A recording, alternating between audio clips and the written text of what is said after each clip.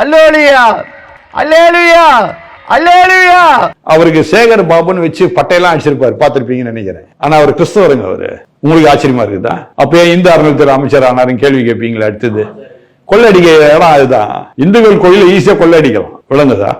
அதுக்காக அதுல அவர் அமைச்சரா இருக்கிறாரு. கிறிஸ்தவ கோயில அவர் கொள்ளடிக்க முடியாது, புரியுதுங்களா? அதனாலதான் கிறிஸ்தவராக இருக்கிற அவரு மனதளவுல அவர் கிறிஸ்தவர், வெளி அளவுல அவர் என்னது இந்து. அவர் தானே முதலமைச்சருடைய மனைவியை எல்லாத்துக்கும் அழைச்சிட்டு போறாரு, எல்லா கோயிலுக்கும் எல்லாம் செய்வாருங்க. எதுக்கு அதெல்லாம் செய்யறாரு? இந்து கோயில்ல கொள்ளை அடிக்கிறாரு இல்லையா? அறநிலைத்துறைன்னு ஒண்ணு வச்சுக்கிட்டு அதுல இருந்து கொள்ளை அடிக்கிறாங்களா இல்லையா? நல்ல கொள்ளை அடிக்கிறாங்க.